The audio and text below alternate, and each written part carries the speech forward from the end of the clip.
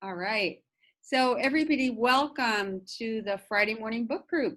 Today is July 24th, and we are meeting once again virtually, which is awesome.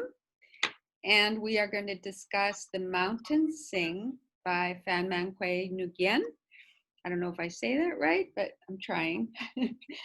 um, and an amazing book. Really, I was pretty blown away by the poetic writing, by the recap of history, which I had forgotten a lot of.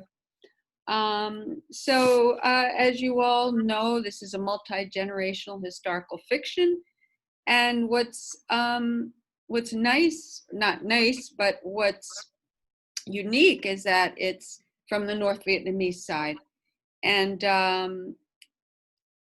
it is I felt a very powerful and poignant message about the human cost of war, and story of cruelty, forgiveness, destruction and hope, love and kindness, which can all flourish in a world of hate. And a little bit about the author. She is 47 years old. She grew up in a small village in South Vietnam. And here's a quote from her. This is from an NPR piece. She said, "As a child, I saw so many people with missing limbs. I saw mothers without children, people committing suicide because their loved ones never came back." And one of her characters, her uncle, she said she modeled on her real uncle. And she says, the thing about this book is that it gives voice to trauma and PTSD in Vietnam. And we all know from reading the book that her uncle had both of those, unfortunately. Her grandmother, her real grandmother, actually did die in the Great Hunger in 1945, along with her son and her brother, I think her youngest son and her brother. And the author of The Sympathizer, which is another book, a very critically acclaimed book about, takes place in Vietnam, historical fiction, Viet Nguyen, says that writing this book in English, her writing this book in English, ensures that it will have global reach, as writings about Vietnamese traumas have been discouraged by the government. So it hasn't been easy to get the information out because the government represses it. So by doing it in English, there was a good thing. And she says before school in the morning, she worked in the rice fields. She caught shrimp to sell to neighbors. She sold cigarettes that she made out of bamboo. She says at that time, Vietnam was under the American embargo. So life was very, very difficult. We hardly had enough to eat. Everybody had to work very hard. And the reference to Laura Ingalls Wilder, Little House on the Prairie, she loved Laura Ingalls Wilder. And she learned English in the 8th grade. And she won a scholarship to study business management in Australia. Now, she and her husband, who is a diplomat, had to evacuate their home in Jakarta now because of the coronavirus. So they're now in Munich with their 20-year-old daughter and 18-year-old son. And she's actually finishing her second novel, which is about Amerasians in Vietnam, you know, children of American military men. And she says that during the war, many of these children were abandoned, as we know, and after the war, they were discriminated against. And I just have in closing a quote from the grandmother in the book, Dieu Lan. I'm not sure I'm pronouncing that correctly, but you know who I mean. So she says, we're forbidden to talk about events that relate to past mistakes or the wrongdoing of those in power, for they give themselves the right to rewrite history. But you're old enough, talking to Guava, her granddaughter, you're old enough to know that history will write itself in people's memories. And as long as those memories live on, we can have faith that we can do better. So let's hope that we can do better. All right. So just if you raise your hand, the usual setup, happy to hear from all of you, but you don't have to speak. Richard was the first hand. Richard. All right. I thought it was a terrific book. I read it a couple of weeks ago. I think it's one of the best books this group has done, in my opinion. And of course, I really like historical fiction. So many things that are so telling in the book, like the carved bird that the father made for Guava, that I guess it was the uncle who brought it back to give it to her. That was, which explains, I think, very good explanation of the title.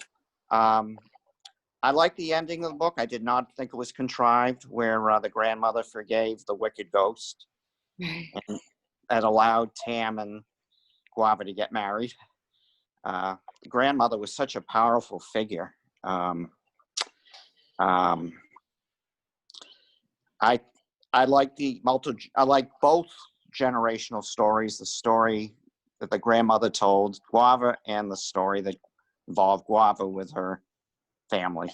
And you just mentioned earlier about the Little House on the Prairie. Of course, we all remember that was one of the books that Guava was reading when she was in school. One of her friends, because she didn't have any friends growing up. Right. I got a little story I want to mention. I have a friend that lives in Vietnam. He's actually been my best friend. And his wife that he met there, he just got married last December. He invited me to the wedding, but I said I couldn't go. It's his third marriage. He went there with $300, and this wife that he married went from rags to riches. During the Vietnam War, the family had money, but all her siblings went to the U.S., and she stayed to help her parents. She ended up in a work camp because she got a letter from the government that she was needed to help out. She ignored it. She was in a work camp for 1 year under horrific conditions. She's from Da Nang. That's where they live now. Da Nang is actually bigger than Boston as far as population. Richard, remind us, Da Nang is in the south or the north? It's more in the south, but it's more center. Okay. So, but it's a big city. Okay.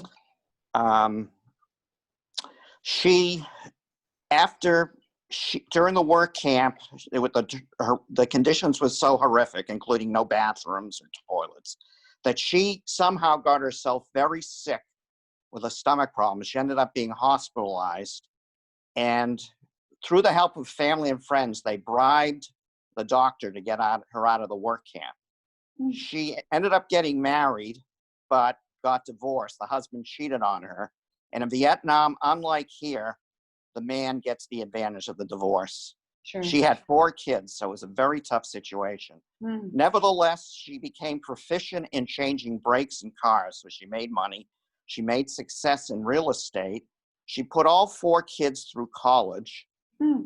And she now owns a furniture store, a huge warehouse that makes elite furniture for upscale hotels in Southeast Asia. Boy, wow, what a resume.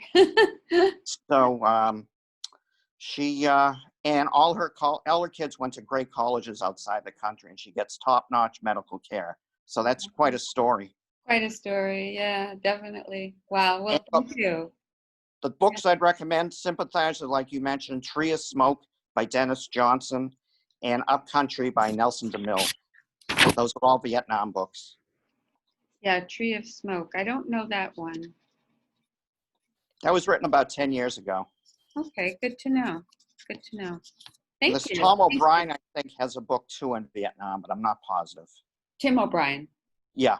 Yeah, The Things They Carried. That's pretty much a classic of the war. Yeah, that's done actually by a lot of book groups and high school groups. We could do it. It's a tough read, but certainly an important one. Well, thank you very much, Richard. You're welcome. Anybody else? Thank you. Yeah, you're welcome. Isabel. Isabel, you have to unmute. This was also a tough read in the sense that you really felt for the characters, especially the grandmother, and the whole land reform idea was reminded me of Mao Zedong when he did that in China. It was the same Exactly. idea. Right. You know, it was, and also it pitted one person against another within the community. Exactly. And very heartbreaking. What I found amazing in going back and forth in the story, excuse me, is that the time when she was thrown out of her home with the children, not all, one somehow ran somewhere else, but she had to travel all over to try to get them food, and eventually left each one in a different place. Right. Yes. It was only a short period of time. It seemed when I started to read that section, I couldn't get a grasp of how long she was involved with this, and how long the children were really away until she was able to gather them up again. Right. Right. So that was a little confusing to me in the style of it. But certainly she did what she had to do. And I think the children recognized that afterwards. Yeah. Yeah. Yeah. Exactly. Yeah. That's a good point, Isabel. I also felt a bit confused there. I think the young girl who she left off at the home where they offered her a job taking care of their children. So she was sounds like she was a pretty young girl, maybe, I don't know, I got the feeling maybe 8. And then when she picked her up, she seemed just a bit older, not a whole lot older. So maybe it wasn't a very long time that she was gone. Maybe, I don't know, maybe a year or two. But it is hard to know. That was a bit confusing as well. And I don't know how she could forgive Ghost. What was his name? Wicked Ghost. Wicked Ghost. I mean, she did it for the sake of her grandchild. Yeah, yeah. But those things cannot be forgiven. Well, You have to yeah, go on. you have to go on. And I think, for people who forgive, I think they forgive for themselves as much or more than they forgive the person, because by forgiving, they can move on. I feel that way. It's a personal thing. I think I forgiveness is a tough thing, very tough. But I thought it was a wonderful book, and it certainly helped me relive some of the things about the Vietnam War that I might have overlooked at the time, being in my own life, involved with my own things at that time. Exactly, exactly. Yeah. From the North Vietnam point of view, as Richard said, and you mentioned it too, it gives us a different side that what we were used to. And how the Exactly. United States really got involved much later. I mean, there was the Japanese and the French, and they had all this going on and wanted independence, and then we got involved for our own reasons. Right, right, right. Yeah, I personally, I guess I wasn't aware that there was so much upheaval in the country starting some way, way back when. I guess, I'd forgotten that. So thank you. Thank you, Isabel, very much. Trisha.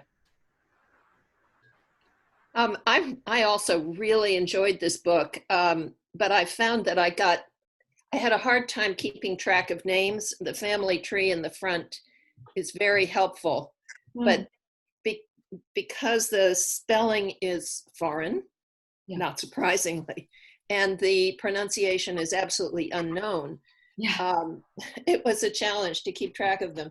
I also thought it was for me, it was very revealing about the richness of the Vietnamese culture and the strength of Buddhism, and then that whole thing about Buddhism and Christianity.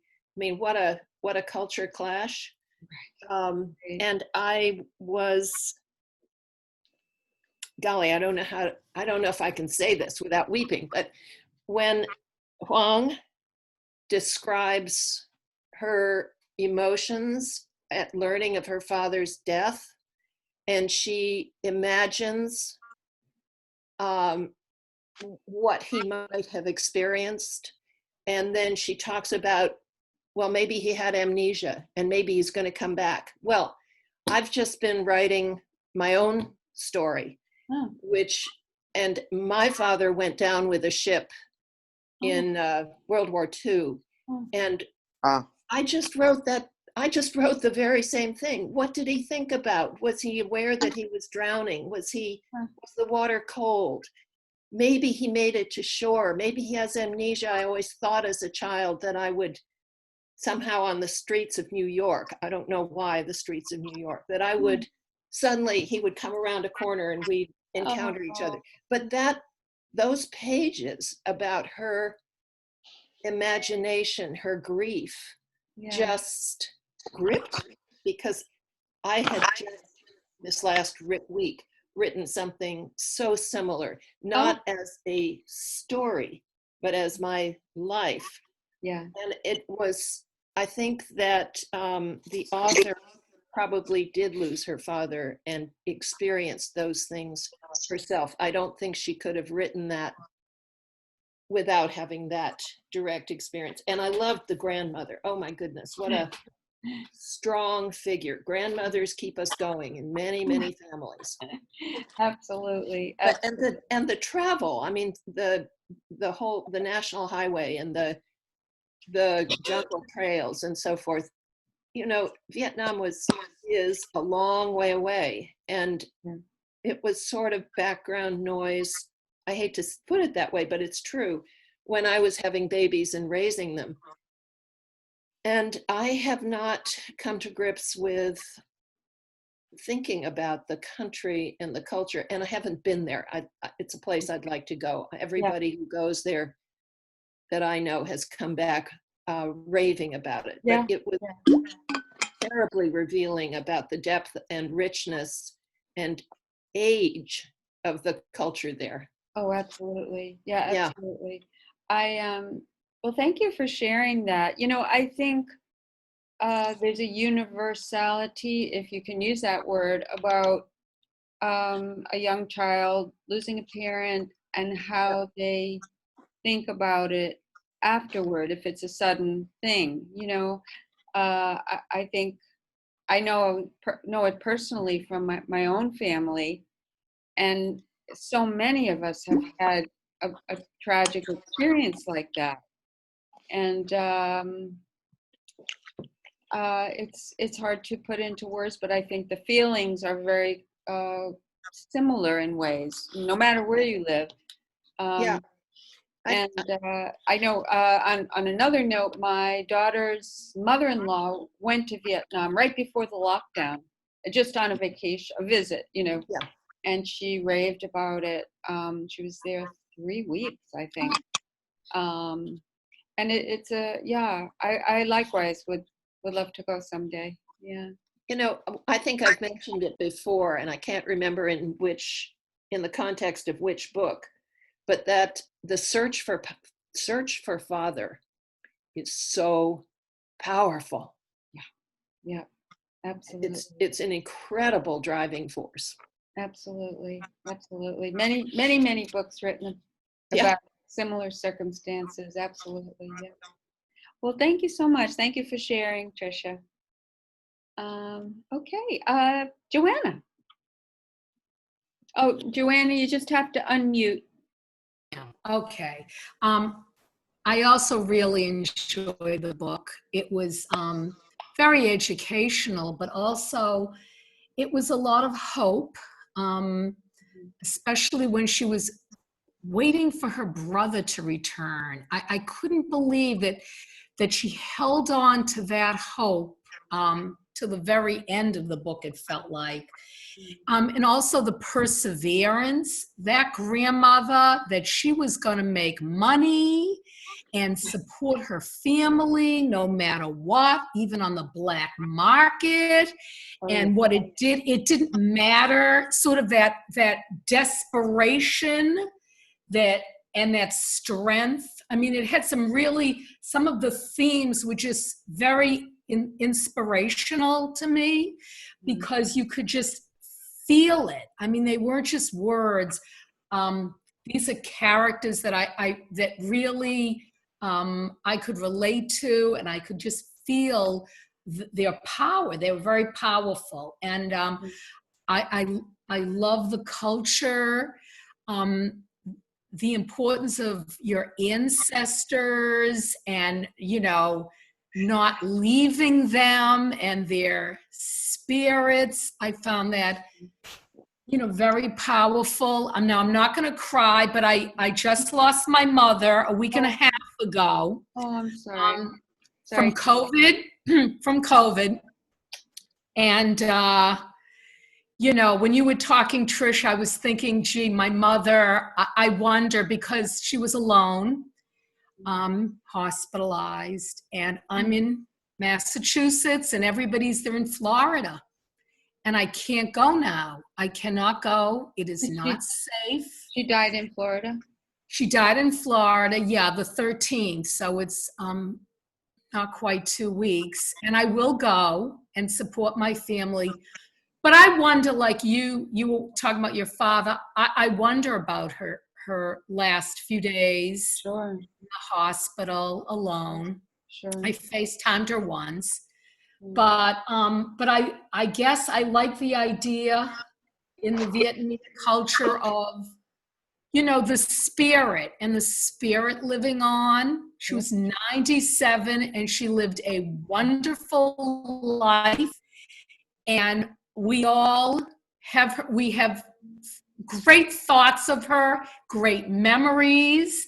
And I think, in the Vietnamese culture, that person is still with us. And I love that idea. And that's kind of how I'm feeling, that her spirit remains in us. Absolutely. And we will revere by having her legacy, Absolutely. Absolutely. The book was wonderful, and I really got a lot out of it.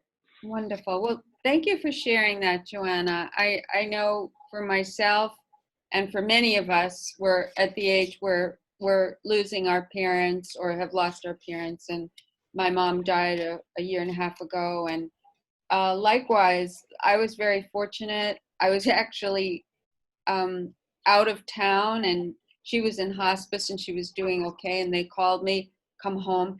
And I made it home by 3 or 4 hours to be with her. And she just kind of waited. And I feel that spiritual, I think that's a very strong kind of unnameable force for people. She didn't know I was there, but it's very powerful. And I'm glad that you feel her spirit. That's great. Well, thank you so much. Anybody else? Tanya. Well, I can only repeat what everybody else said till now. I was very much impressed by the book too. But I was also taken by the way the country suffered from different regimes and how they went through all these problems with the Americans. And it was very touching. And also about the grandmother, I have no words for it. She could make friends wherever she went. And she made friends that reciprocated later on, giving them food and all that. It was amazing the way she had the influence on that child. And it was just a wonderful, wonderful book. And I'm so glad that we could be together and discuss it, of course, and we're here. And also you're talking about parents. I too lost my mom when she was 92, but I was with her for 24 hours before she died.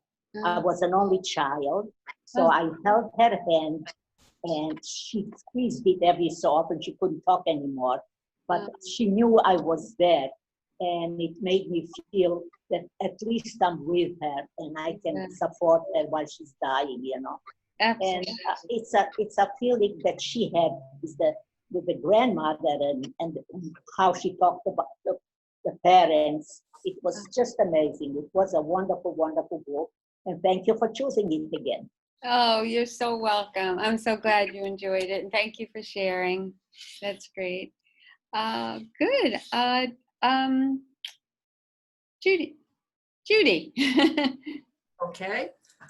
thank you for picking this book. It is not a book that I would have been attracted to.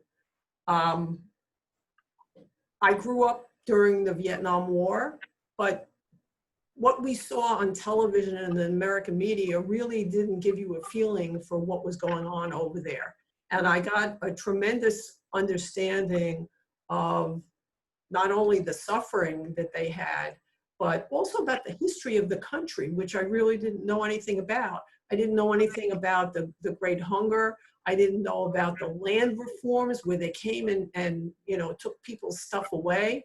I mean, I've been to Cuba where they, went through a period where when Fidel came to power, they took over people's factories and farms and stuff, but it wasn't the kind of violent thing that they described happening in Vietnam. Yeah. So it sort of filled in my knowledge of history of that part of the world. Sure. When I read a book that has foreign names in it, I have a terrible time because I just cannot remember the names. And somebody mentioned that there was a family tree in the front of the book. Well, I was reading it on the Kindle, so there was no family tree. Oh. That probably would have made it a lot easier. Yeah, And I think what I'm going to do in the future when I read a book like this is I'm just going to write it down so that I can keep everything straight. Yeah, it was hard. Yeah. It was tricky. Yeah, but the character of the grandmother was just, I just had such tremendous respect for that character. I mean, she just had made up her mind that she was going to survive, her children were going to survive, and there was just no two ways about it. She was going to do whatever she had to do to survive. Right, right, definitely. Yeah, and then the whole issue of the idea that the spirit lives on. I mean, I happen to believe that too. I mean, there isn't a day that goes by that I don't think about my mother and father, and they've been gone for a while. Yeah. So I understand that part of it.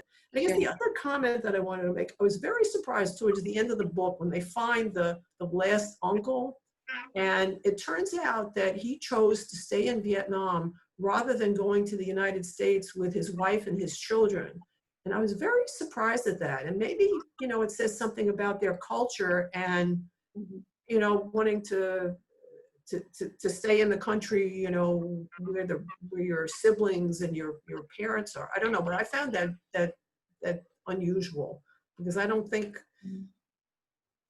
in a lot of other cultures they would have done that. He would have stayed with his children and his wife, particularly the children. Yeah. I don't know if anybody else was surprised. It's hard to say. Sorry. No, that's that's it. Okay. I did want to say, I don't know if any of you have read the book Pachenko, which is about Korea Yes. and Japan. And I don't know, there was something about this book that sort of reminded me of that. Maybe because when I read that, I didn't know a whole lot about the history of Korea. Right. But in Korea, they had the North-South problem, just like Vietnam. Yes. Yeah, and I actually made a mental note that I'd like to do a book about Korea because we haven't done one. And there's several newish books out there, memoirs and historical fiction. Would people be up for something like that? Sure. Yes. Yeah. Oh, good. I would like to say in reference to something you said, Judy, I listened to the book. I did the audio. And I usually, my ear is very good for audio, but names, I started getting confused. So I kind of wish that I had the book so I could refer to. I didn't have a physical copy of the book, but I wish that I had. The names were getting a little bit confusing. Oh, there you. Oh, so wow. that's the tree. Wow, that's great. Well, I'll have to. It's a very new book, and we actually still don't even have copies of it here at the library. So when we get one, I'll check it out for sure. I actually got it on the Kindle from the library. Yeah, right. But not you can't get the physical book. Yeah. No, I read it on. I got it in Natick. I listened on Hoopla. What's that? I got it in Natick. I did get it in Minuteman has it because I got a copy. Oh, you got it in Natick. Oh, good. Yeah, we're a little bit behind, I think, but we're gonna catch up. Yeah. So good. And Anne, did you want to say anything?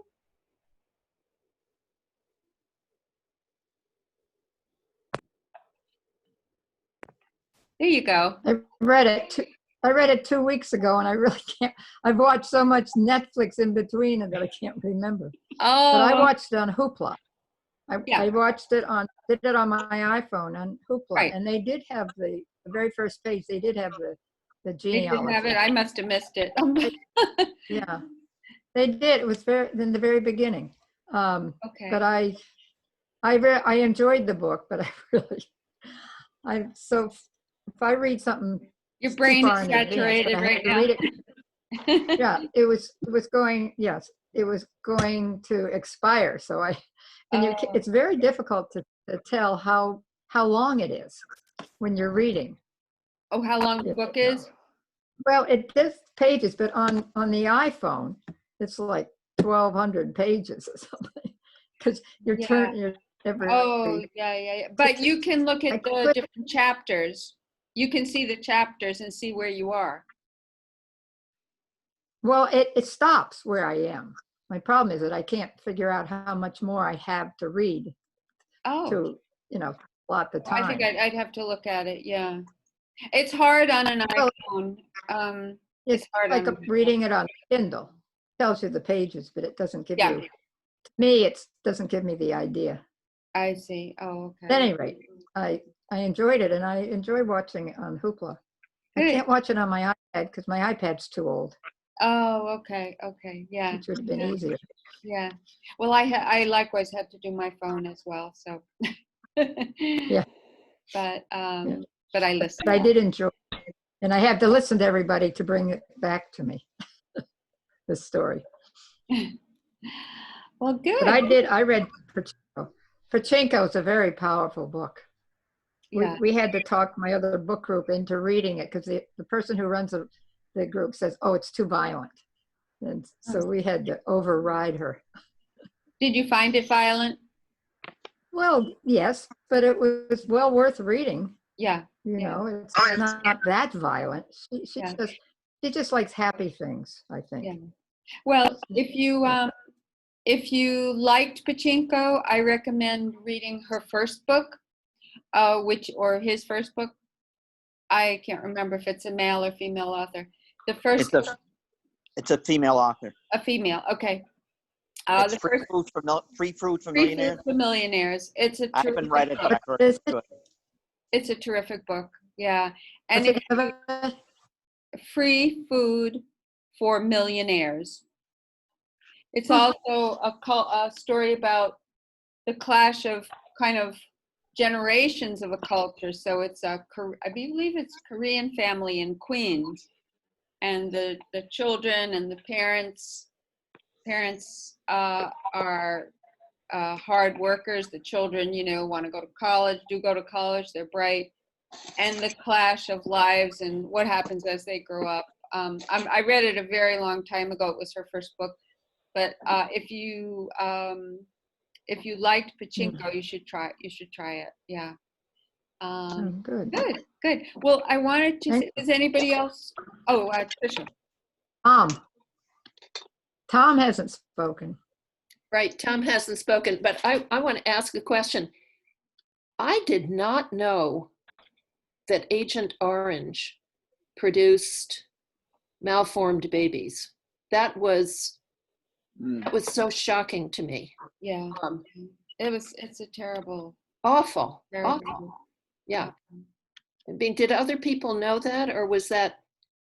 Yeah, you knew that. Well, did other people know I that? think I knew that. Yeah. I think I knew it. Well, I think, we knew that Agent Every Orange. war had something bad. Oh yeah. I mean, this book is such an anti-war testament. Absolutely. Yeah, I agree. Oh, I'm sorry. There's Tom. Tom, would you like to speak? No? I just wanted to add something Yeah, sure.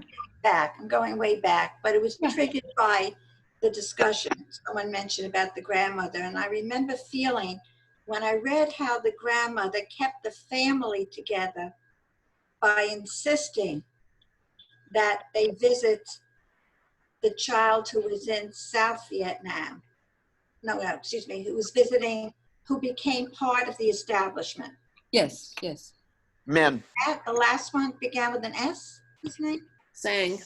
Oh, Sang. Sang, the youngest. And she put up with it for a while, but then afterwards she said, "This is enough. You've Yes. got to come and accept your family."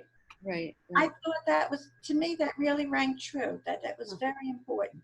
Sure, Something to sure. learn by it. I thought she was very patient with him because here he treated her like she wasn't even related to him, like she was trash, and she would bring him food every week and groceries, and you know, she overlooked so much. Well, maybe that's the secret to having your family be together, is Yeah. that you do have to overlook something Overlooked. Yeah. and teach them by example, kind of wear them down. Yeah. You know, it's funny, I think about it now because my mom was like that. She overlooked so much of stuff that just made me furious, you know, in my family, and she overlooked, and she, you know, she just said, let it be. So maybe, yeah. So thank you, Deborah. Anyway, I want to say that I just don't want the Zoom to cut me out. So I don't think it will, but I did want to show you, this is the book we'll do for next time, My Beloved World. We were supposed to do this in, I think, March or April. I can't even remember when we started the lockdown. So I would like to do it now. And you are, I mean, this is a treat. You can actually get a real book this time. You can get a real book. Just reserve it online. And when you get the email that your book is here, you may actually come to the library and pick it up. Yay! So I have read it. yeah. I have read it. I loved it. I read It's, it. it's a wonderful, Good. she's an unbelievable person. Yeah, Yeah. she is It's- terrific. And I I think just loved it. now with everything going on, I feel like I want to know more about the Supreme Court, you know, and maybe even, you know, Chief Justice Roberts has a new book out, and that might be a worthwhile read. I don't know if we could get copies, but that might be a worthwhile read. There's a new book by Isabel Allende that I'd like to do. Yeah. The Pedal to the Sea. I can't remember the full name, but Long Pedal to the Sea. yes, and I think. Oh, you read it, Isabel? Oh, good. You recommend it. Yes. The new Julia Alvarez book is good. Okay, what is it? Afterlife. Oh yeah, Afterlife. That one I know we can't get. That has umpteen holds, but it's a good thing to put on a future. It's Yeah. a great book. Definitely. Very well written. Excellent. Well, it looks like Zoom has just let me go, which is great. Does anybody have anything else they would like to say? I just wanted to add that story with that friend of mine who married the woman, went from rags to riches. She's unable to visit her siblings in the U.S. because Trump thinks that because she's a woman, that she's going to try to find someone in the U.S. and live off him. In other words, she won't let woman. She's now married, but when she was single, she wouldn't let single women from Vietnam or Asian countries come into the U.S. Well, unfortunately, now basically. I'm talking before COVID. Yeah, even before COVID. I mean, there's so many regulations now. It's pitiful. It's just pitiful. Yeah. Trisha. Just when we got in the book to the culture clash around land reform, I thought, this is Trumpism. It's one faction energized against another faction. It's so destructive. It's so much rage. And the other, I just want to piggyback on what somebody else was talking about. I mean, the whole notion of spirituality and the spirits and the smoke of the incense rising to the spirits or communing with the spirits. The importance of land. You know, oh, and there's something else I want to say.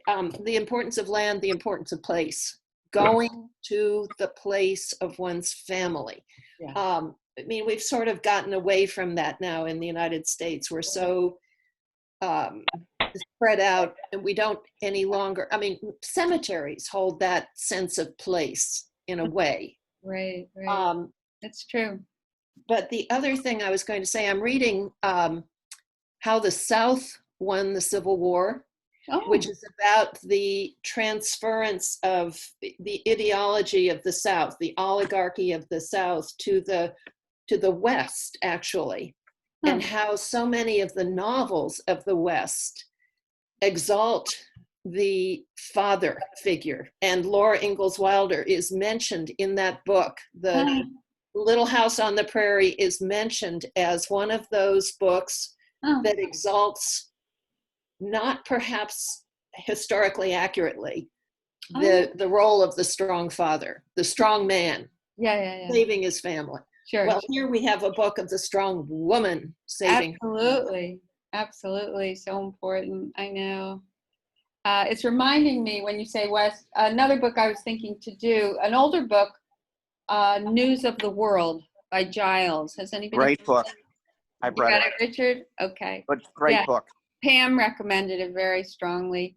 And actually, Pam is not here today because her son's getting married tomorrow. Oh. So, yeah. Good. A piece of good news. So, I also want to say I've just read the Laura, what's her name, Mary Trump book, and I'm reading How is it? Reconstruction books, and I'm reading how the South won the Civil War. It was such a delight, even with a difficult story. Really? To read a novel. It was the Mary Trump book, you mean? No, this book. This book. Oh, I was wondering what you. Yeah, it just took me away from all the stress and turmoil. Oh yeah. I mean, it has its own stress and turmoil, but it's at arm's length. Yeah, absolutely. Yeah. Even though it speaks to the heart of us all, obviously. Absolutely. Yeah, absolutely. One other thing I did want to say about the book, how now she's a poet. The author is a poet. Yeah. And so much of the book I felt was poetic. I don't know if you felt that way. A lot of the language, and she put in so many, little childhood sayings and all that. And her mother, in her real mother, really emphasized reading and books and education, and of course, that so much of her true life is mirrored in the book. And so it's somewhat by autobiographical, in addition to being historical fiction. One thing we didn't mention was about the mother, how she got raped and the tough situation she felt fighting in the war. I mean, that was pretty powerful too. The mother coming. Oh yeah. That was pretty hard. It was a very intense book. I'll have to. Oh yeah. Yeah. Oh yeah. Definitely was. And aborting her child. But I felt the writing was just so It was beautiful. Yeah. At the end, in the acknowledgments, I'm interested that she is now living in Munich, but all the acknowledgments, it seems to me, are American. Except that, I mean, she does start off by saying, I'm indebted to my teacher. Yeah. But how I'd like to know the story of how she made her way to an American publisher. Yeah, right. Well, the author of The Sympathizer actually read her book and loved it so much that he recommended it, and he's a well-known author with The Sympathizer. He contacted his publisher, and I believe that's who picked it up. She had a connection, in other words. Yeah. But the fact that it's in English was a huge thing, because if it was not in English, it may never have been published. Yeah, she does acknowledge the talented and generous novelist Viet Thanh Nguyen gave me much needed encouragement and introduced me to my wonderful agent, Julie Stevenson. Yeah, yeah. Yeah. Right. So that was a great break for her. Does anybody know how to pronounce that name, Nguyen, the correct way? I think it's pronounced Nguyen. I've seen it in California, but It's a very Better. common Vietnamese name. yeah, I think it's Nguyen. It's like Jones. Yeah, I thought it was new. Right. I thought it was a hard G, but I don't know. Yeah, I don't know. It's funny because I had a friend many years ago when I lived in Virginia with that last name, and I can't remember how I said it. Anyway, well, great to see all of you. I hope you all stay well, and you too, Deborah. we'll get to we will get to the other end of this at some point. And but I look forward to seeing you in August 21st at 10 a.m. I think I have the right date. The third Friday in August. And I'll probably be, I'm sure we'll be virtual. We'll still be virtual. I really don't know when we'll go back to meeting, but I hope everybody's okay with virtual. Yep. Yeah. So it's the 21st, The 21st. right? Yeah, exactly. 21st. All right, guys. You be well. Thank you. All right. Thank you again. Thank Take care. thank Bye-bye. you. Take care. Bye. Bye-bye. Bye.